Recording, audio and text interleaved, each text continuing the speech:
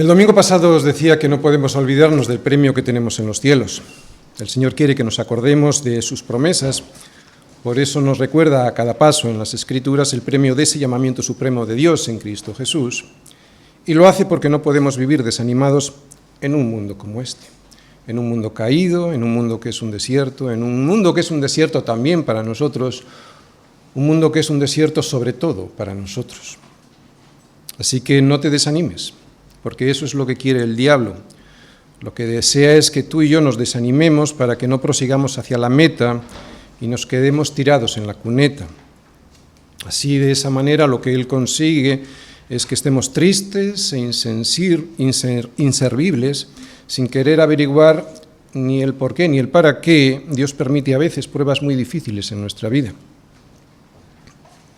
La vida es muy dura para todos, pero es mucho más dura para los creyentes que caminan sin la motivación de recordar quiénes son los hijos de Dios y herederos de una promesa en los cielos.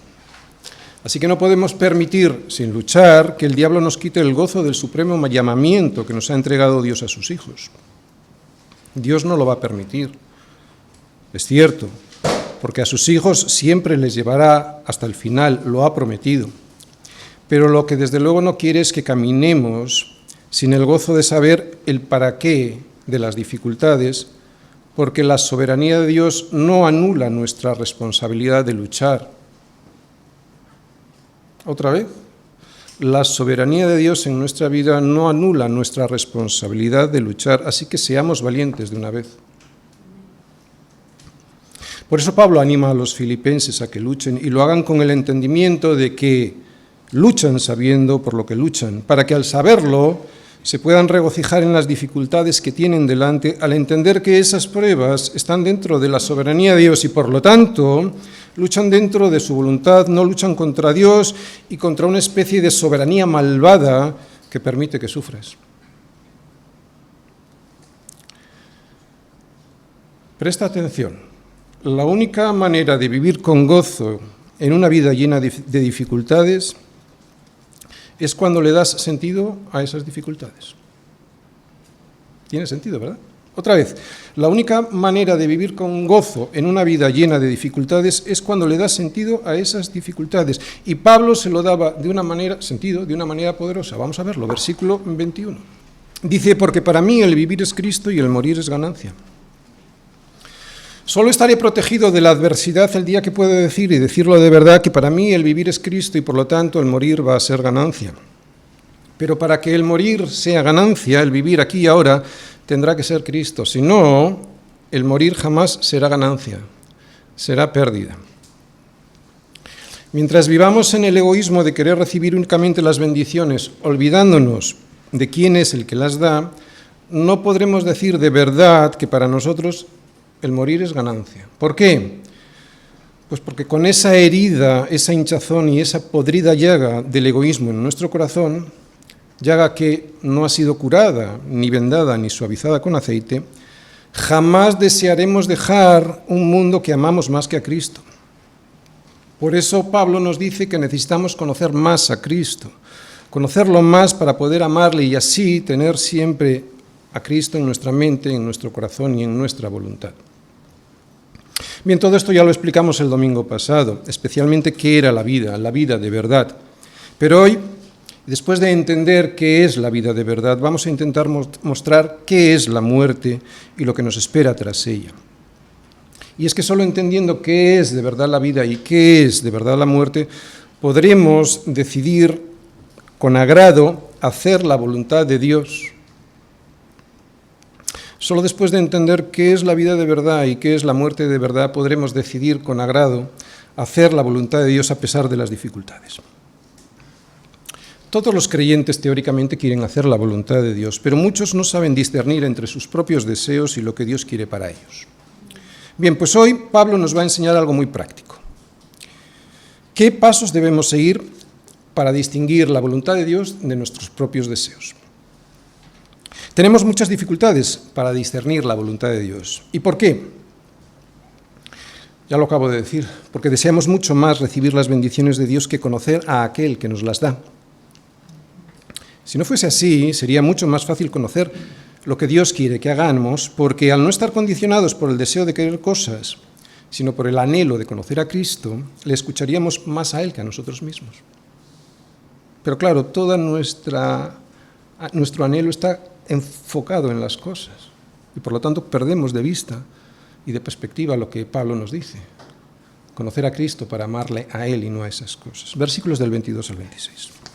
Nos dice Pablo: mas si el vivir en la carne resulta para mí en beneficio de la obra, no sé entonces qué escoger, porque de ambas cosas estoy puesto en estrecho, teniendo deseo de partir y estar con Cristo, lo cual es muchísimo mejor, pero quedar en la carne es más necesario por causa de vosotros.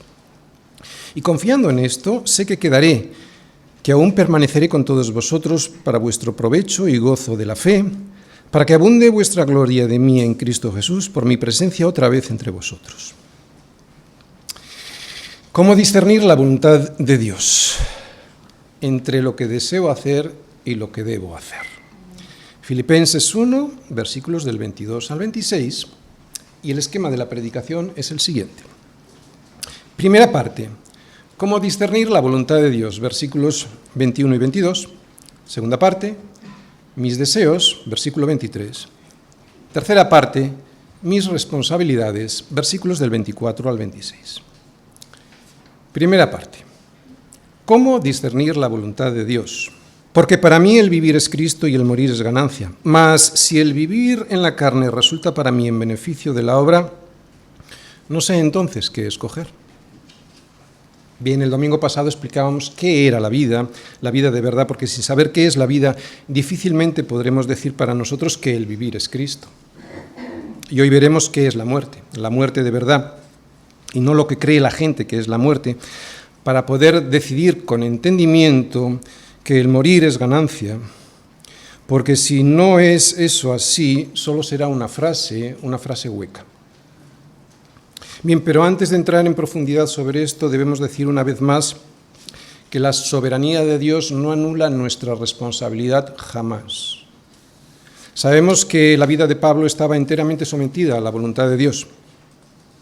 Él tenía en su mente y en su corazón a Cristo para así poder hacer su voluntad, pero esto no le convertía en un robot sin poder de decisión. Otra vez, la soberanía de Dios no anula nuestra responsabilidad de decidir. Él, claro que tenía voluntad propia. Dios no le había quitado la responsabilidad de tomar decisiones, todo lo contrario, tenía que tomarlas. Y basándose en sus preferencias, podía elegir realizar sus deseos.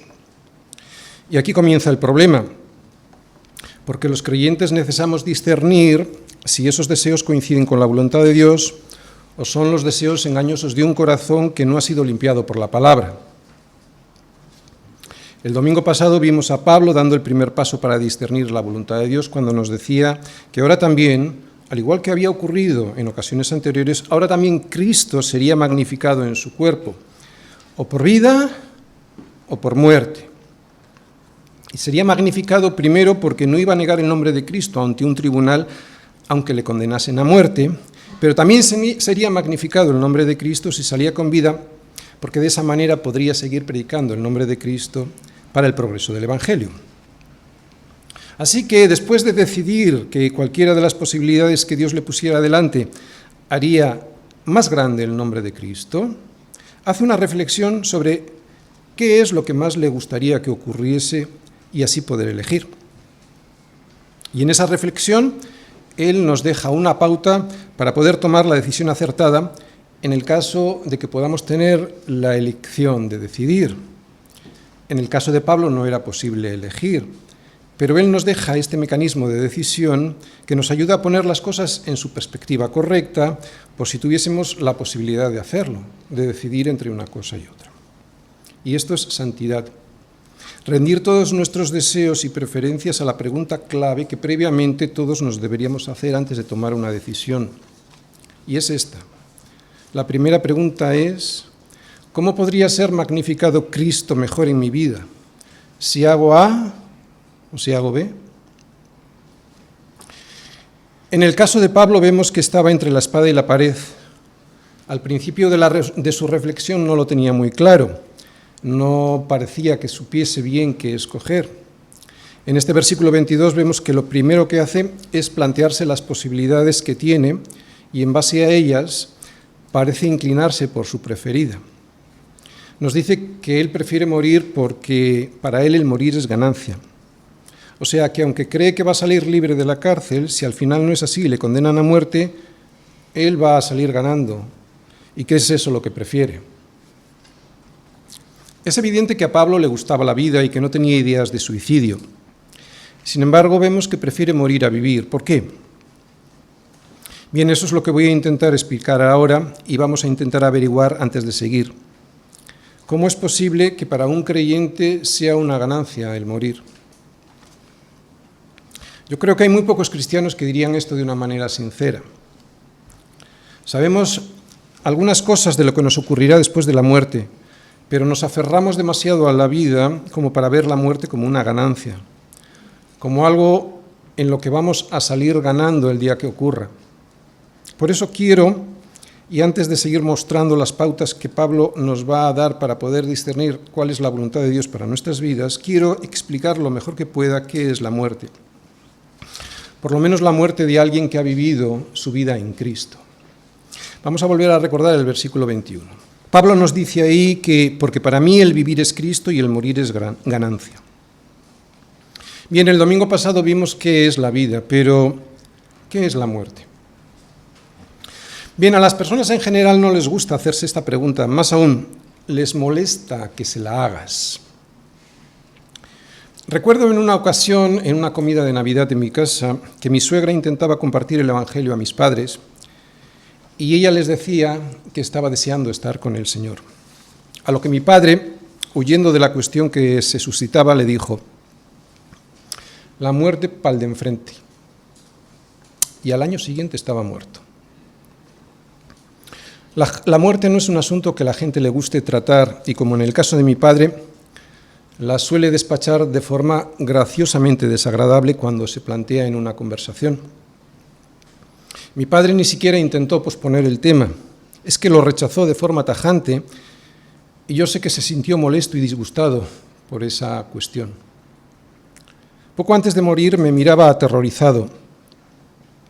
No lo decía, pero intuía su muerte y se le veía en los ojos el terror del que tiene que partir solo y no sabe a dónde va a llegar. Me daba muchísima pena, pero rechazó hasta el último momento entregar su vida a Cristo.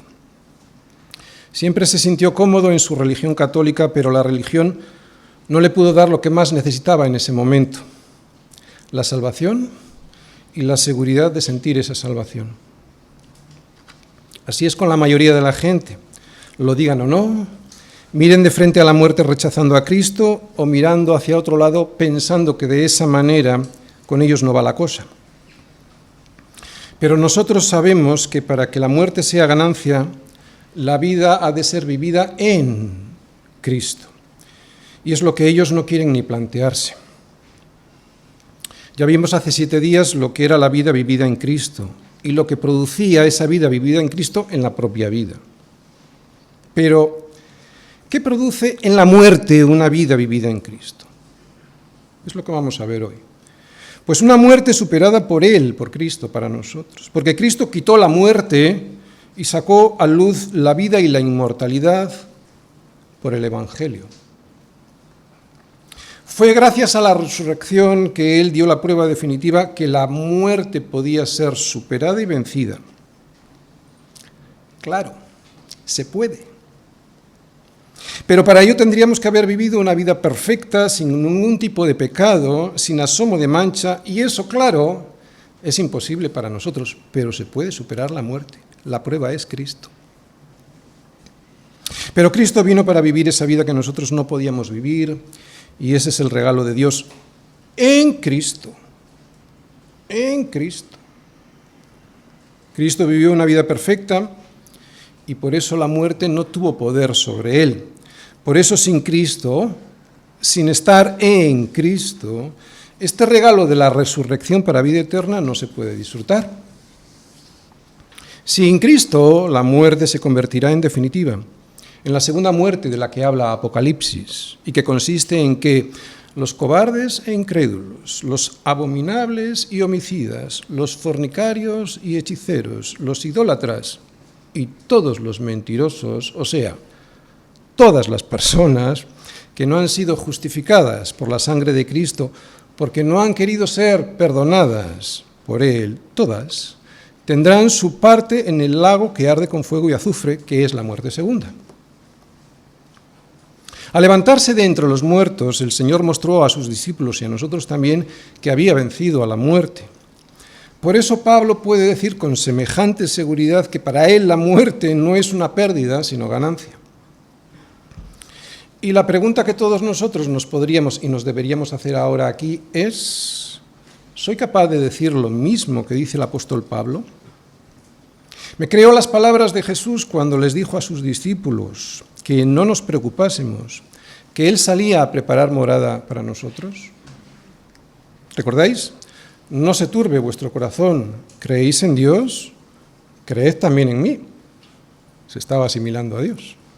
En la casa de mi Padre muchas moradas hay. Si así no fuera, yo que no miento, os lo hubiera dicho.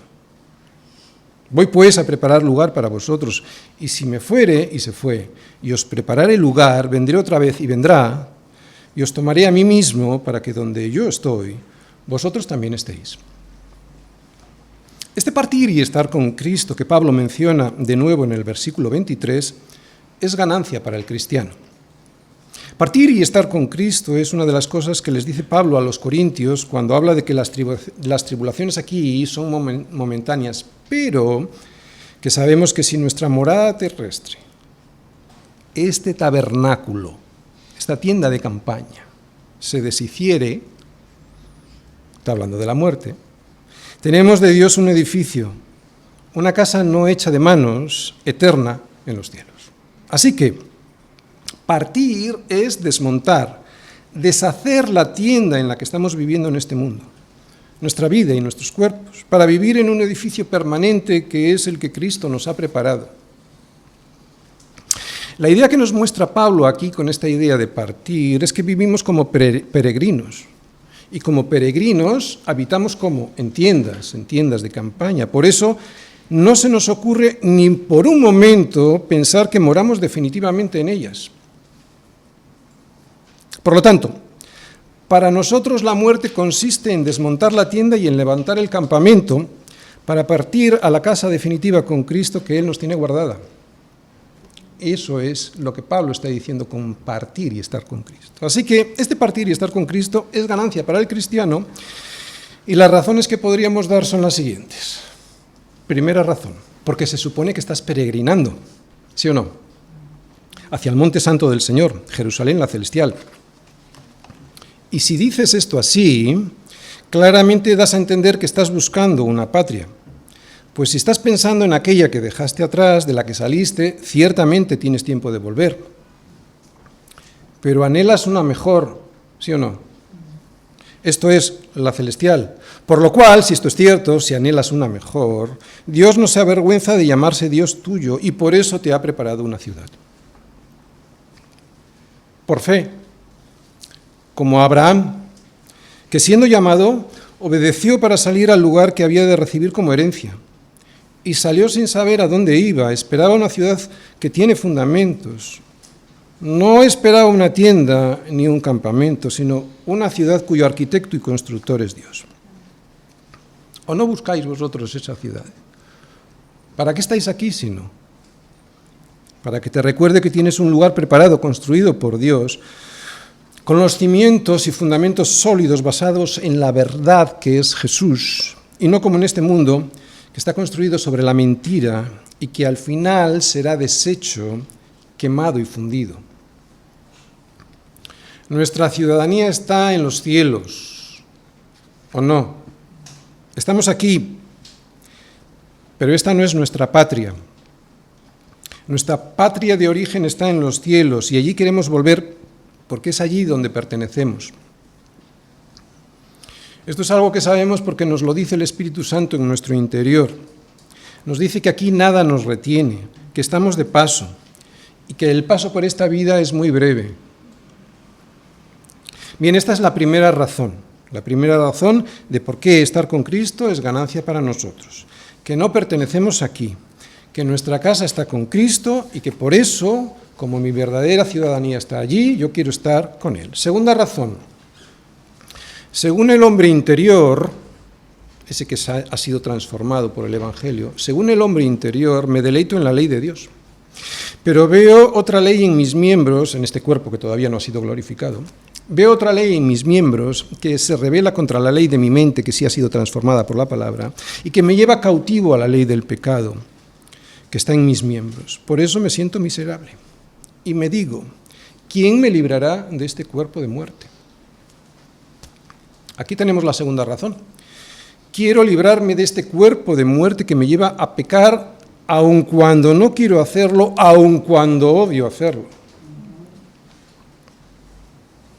Pues has de saber que llegará un día en el que podrás ser totalmente libre de esa esclavitud en la carne, porque te será absolutamente imposible pecar gracias al cuerpo glorificado que nos ha prometido Jesús.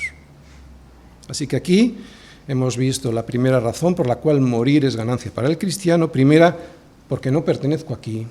Segunda, porque seré totalmente libre del pecado que todavía me asedia y que en ocasiones me hace caer. Tercera razón, porque quiero conocer todo. Quiero conocer cómo fui conocido por Dios. ¿A ti no te apetece? Ahora vemos por espejo, oscuramente, mas entonces veremos cara a cara. Ahora conozco en parte, pero entonces conoceré cómo fui conocido. Tantas dudas y preguntas de por qué tuvo que ser todo como fue, ¿verdad? Entender el plan de salvación con toda su complejidad y el amor que implicó mi salvación. Yo no sé a ti, pero a mí desde luego me apetece mucho conocer cómo fui conocido. Así que la primera razón por la cual la muerte es mejor para el cristiano es que no pertenezco a este mundo. La segunda, que allí seré totalmente libre del pecado que todavía aquí me hace caer. Y la tercera es que yo quiero entender muchas de las cosas que todavía no entiendo, por lo menos las que Dios quiera dejarme conocer. Y cuarta razón, quiero estar con Cristo, el amor que me ha salvado de morir para siempre, el amor que ha entregado su vida para que yo pueda vivir esa vida perfecta cuando esté con Él, vivida en comunión con Él. Quiero ser honesto, yo no creo que nadie entienda como Pablo lo que Pablo anhela. Y es que lo que él vio y experimentó en el tercer cielo, ni tú ni yo lo imaginamos. Pablo fue arrebatado al paraíso, donde oyó palabras inefables que no le es dado al hombre expresar. Así que yo entiendo este anhelo y este deseo de estar con Cristo en alguien que fue arrebatado al paraíso y oyó cosas imposibles de expresar. Pero tengo que saber que no vivo por vista, sino que vivo por fe. Y aunque todos hemos tenido nuestros encuentros personales con Jesús y han sido francamente muy agradables, también ha habido días en los que nos hemos sentido totalmente alejados del Señor, lejos y sin comunión con Él. Pues aquí tenemos un último motivo para querer partir, para que allí aquella comunión, esa comunión que anhelamos, jamás sea interrumpida. Así que las razones por las que tú y yo deberíamos considerar que estar con Cristo es una ganancia son las siguientes. Primero, que no pertenecemos aquí, que nuestra casa está con Cristo y que por eso yo quiero estar allí. Segunda, que allí seré totalmente libre del pecado que aquí todavía me asedia y que en ocasiones me hace caer. Tercera, que quiero conocer todo lo que no entiendo, a ser posible, y si el Señor tiene la misericordia, de en toda una eternidad ir entendiéndolo. Y cuarta, que quiero tener comunión por siempre, con el que causó mi salvación por amor. Bien, una vez dicho todo esto sobre la muerte, ha sido un paréntesis sobre lo que es la muerte y lo que esperamos nosotros en la muerte, vemos que en estos versículos 21 y 22, Pablo se plantea la cuestión que da título a esta primera parte. ¿Cómo discernir la voluntad de Dios en nuestras vidas? Versículos 21 y 22, los leemos. Porque para mí el vivir es Cristo y el morir es ganancia. Mas si el vivir en la carne resulta para mí en beneficio de la obra, no sé entonces qué escoger.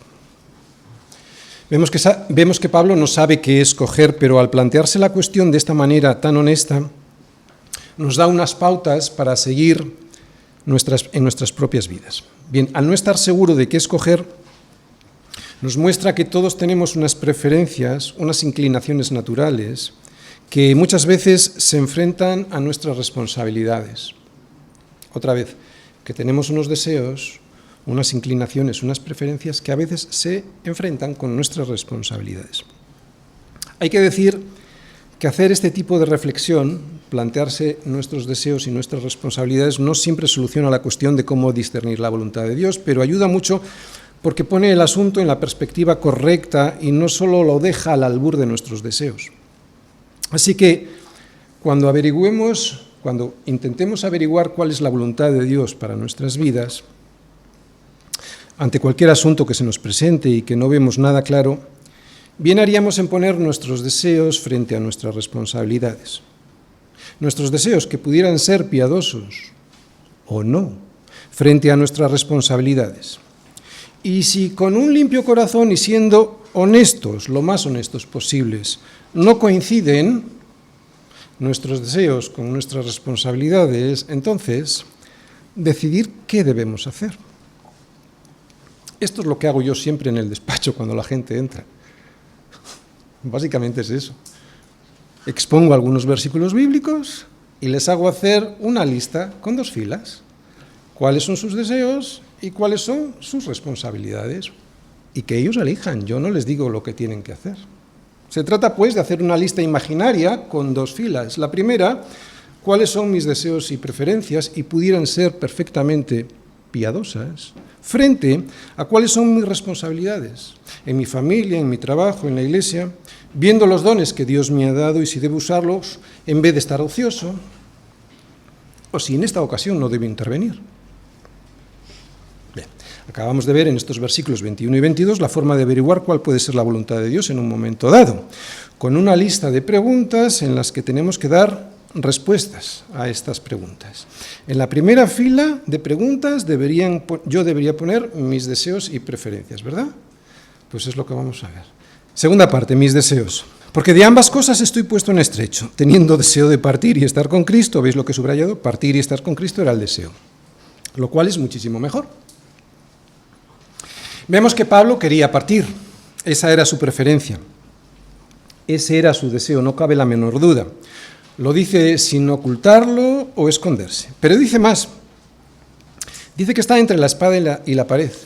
Dice que está puesto en estrecho.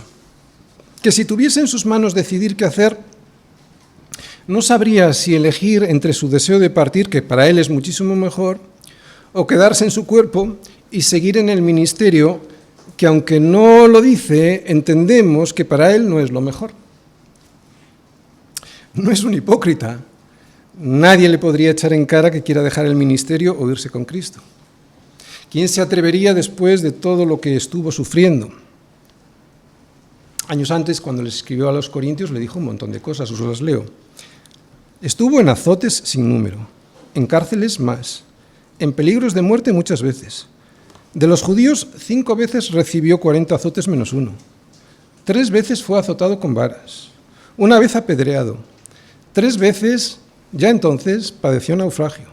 1 noche y 1 día estuvo como náufrago en alta mar, en caminos muchas veces, en peligros de ríos, en peligro de ladrones, peligros de los de su nación, peligros de los gentiles, peligros en la ciudad, peligros en el desierto, peligros en el mar, peligros entre los falsos hermanos, en trabajo y fatiga, en frío y en muchos desvelos, en hambre y sed, en muchos ayunos, en frío y en desnudez. Y además de todas estas cosas, sobre él se agolpaba cada día la preocupación por todas las iglesias. Pero, a pesar de tanto sufrimiento, Pablo no está cansado de la vida, ni tampoco quiere dejar de servir al Señor en su cuerpo. Solo está siendo honesto, poniendo encima de la mesa sus deseos y entre quedarse o partir, lo tiene claro. Pablo no rechaza la vida eligiendo la muerte. Lo que Pablo dice es que quiere estar con Cristo para conocerle aún más. Y este estar con Cristo intentaré explicarlo lo mejor que pueda, porque mucha gente no entiende bien qué significa la glorificación de nuestros cuerpos. En esta misma carta, un poquito más adelante, Pablo nos dice que Cristo transformará el cuerpo de la humillación nuestra para que sea semejante al cuerpo de la gloria suya, de Cristo. ¿Cómo será esto? Bueno, no sabemos mucho, pero lo que las Escrituras nos cuentan, eso os diré. La glorificación es el último paso de nuestra salvación. No solo somos salvos en alma, como mucha gente piensa, que estaremos allí como almas, sino que en cuerpo también.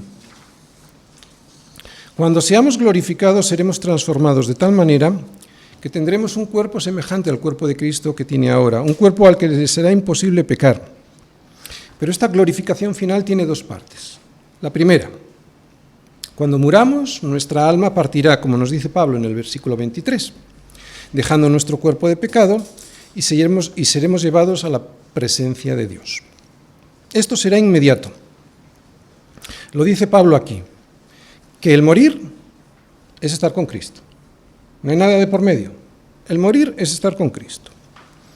Aunque todavía en ese momento no tendremos un cuerpo, una vez que hemos partido, entraremos inmediatamente en la presencia de Dios y nuestro carácter será como el carácter de Cristo, sin pecado y perfectos. Pero hay una segunda parte. Solo seremos totalmente glorificados hasta que tengamos el cuerpo prometido. Y eso será al final de los tiempos. Cuando Dios nos dé ese cuerpo a todos al mismo tiempo, a todos los justos que fuimos redimidos con Él. No sabemos muy bien cómo será ese cuerpo glorificado, porque en la Biblia no se habla mucho de ello.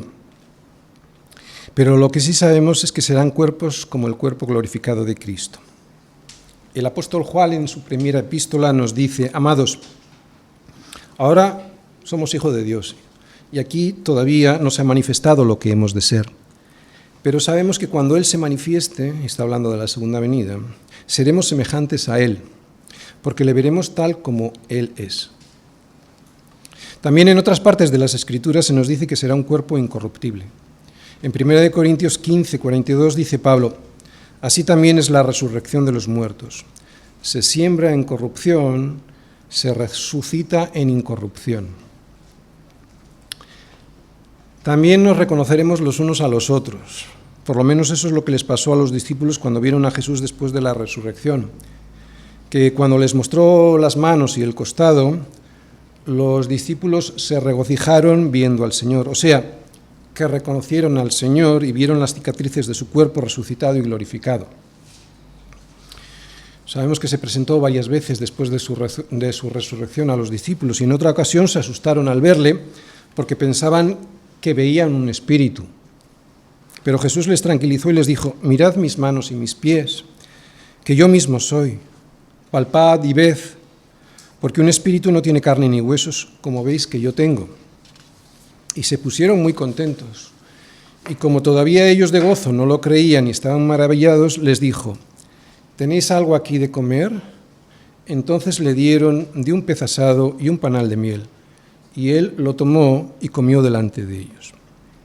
Así que será un cuerpo que podrá comer y beber, que es algo que debiéramos agradecer desde ahora mismo.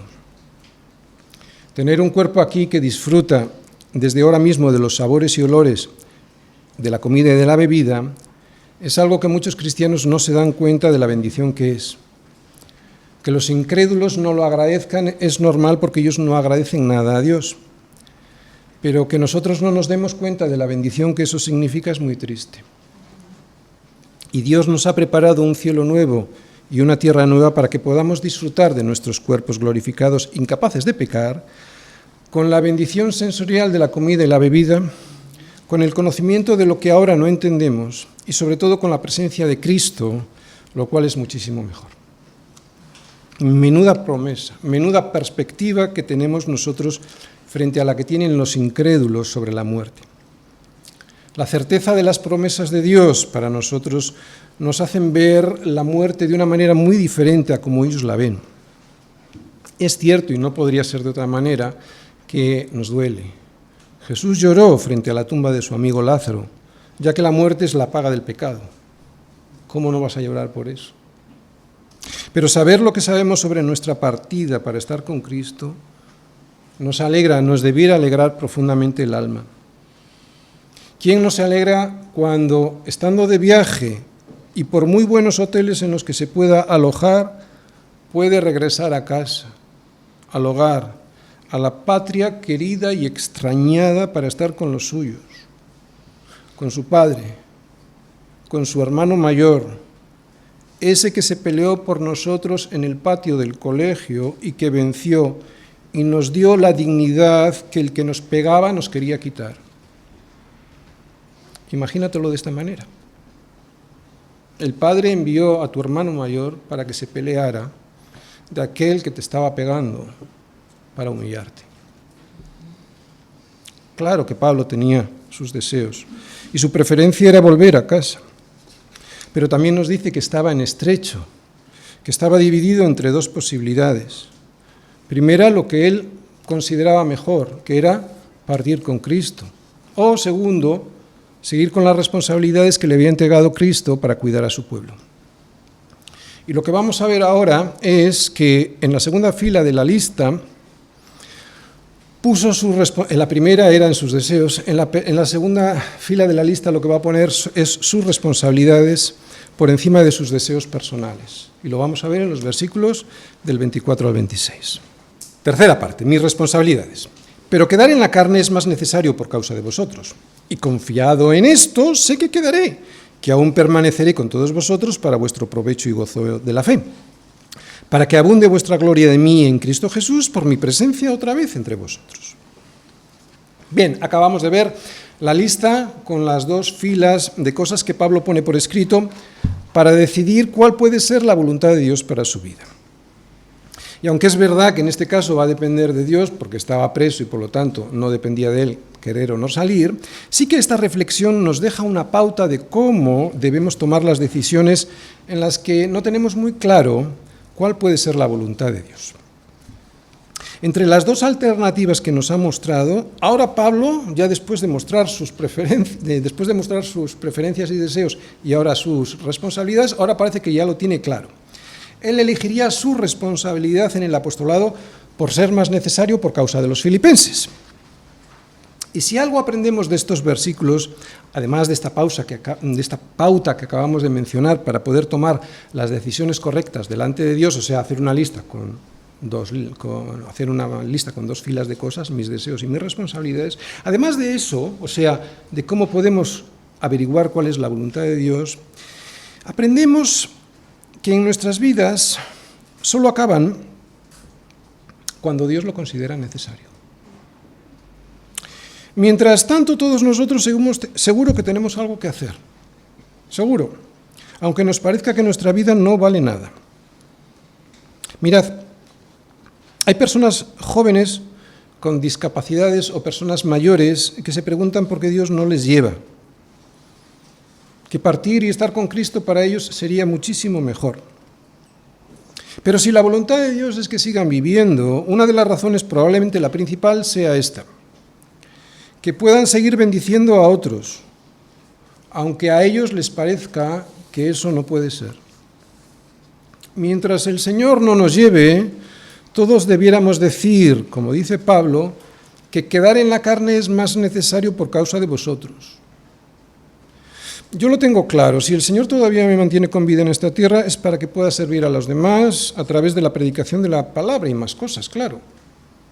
Y si a ti también todavía te mantiene con vida, es para que animes a otros a seguir el camino de la verdad que es Cristo. Y si esto es así, y te aseguro que lo es ahora cuando podemos hacernos la pregunta clave sobre estos versículos de la predicación.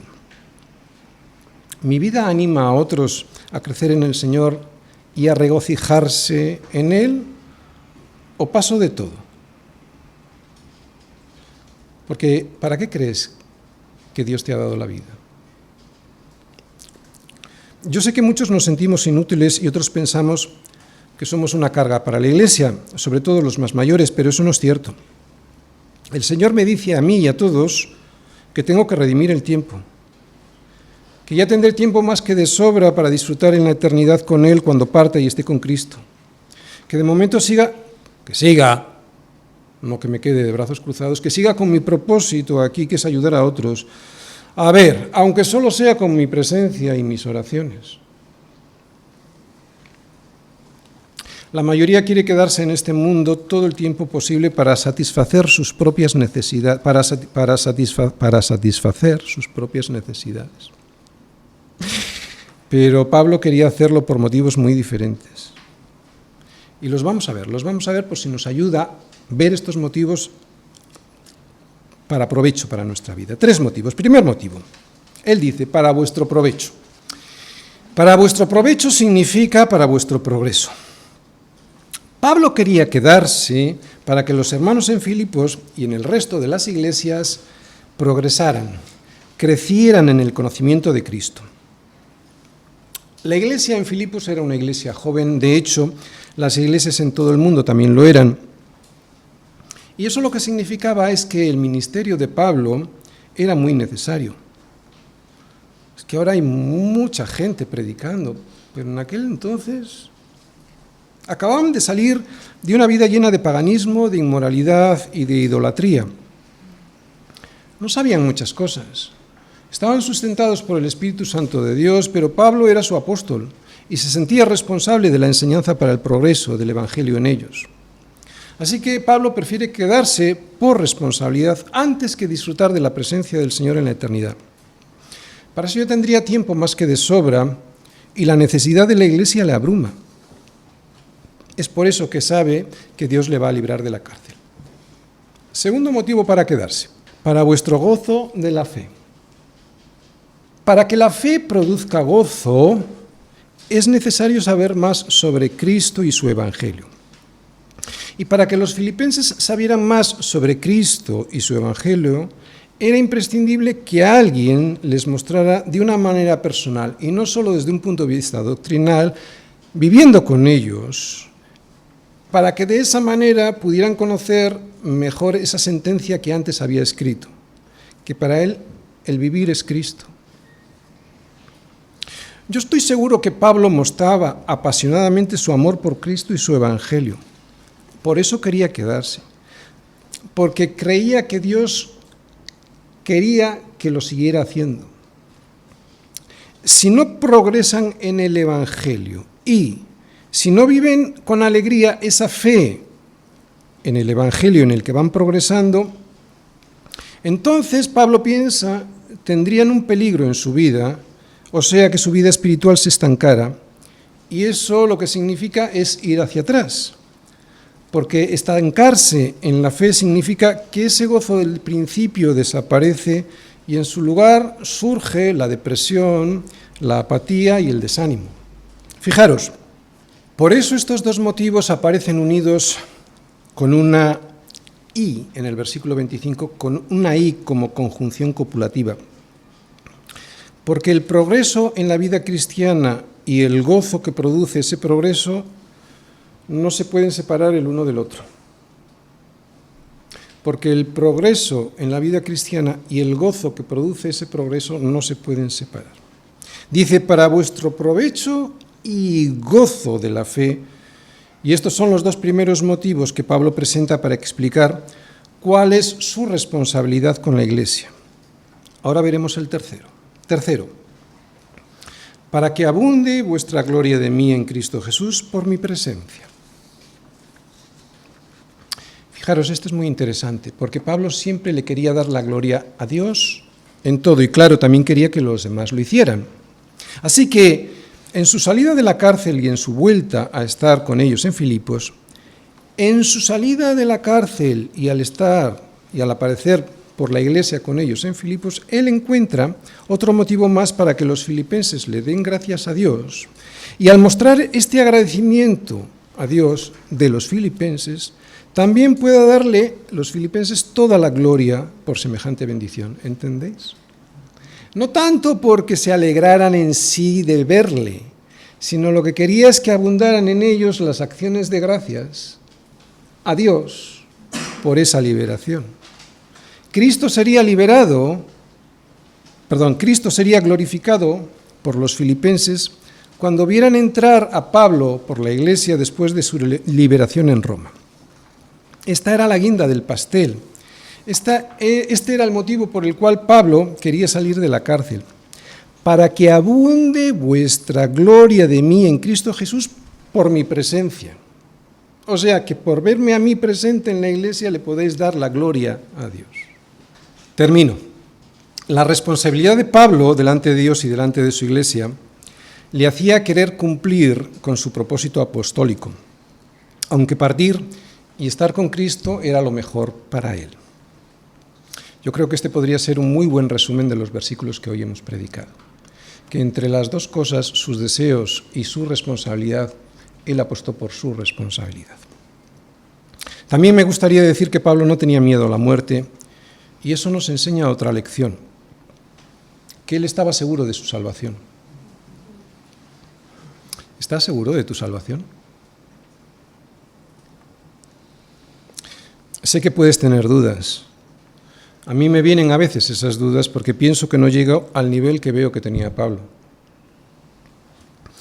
Pero tengo que recordarte que si has puesto todas tus esperanzas, toda tu confianza en el sacrificio de Cristo como tu Señor y Salvador, no necesitas presentar obras de justicia para ser librado de la muerte, porque por gracia sois salvos por medio de la fe, no por obras para que nadie se gloríe. Así que puedes estar seguro de tu salvación como lo estaba Pablo. Es cierto que esa salvación se manifestará con obras de justicia, las cuales vienen de Cristo. Pero esas obras no son el requisito para tu salvación, son la evidencia de que has sido salvo, que es muy diferente. Y una evidencia de nuestra salvación es querer discernir cuál es la voluntad de Dios para nuestra vida, para terminar haciéndola. Amén.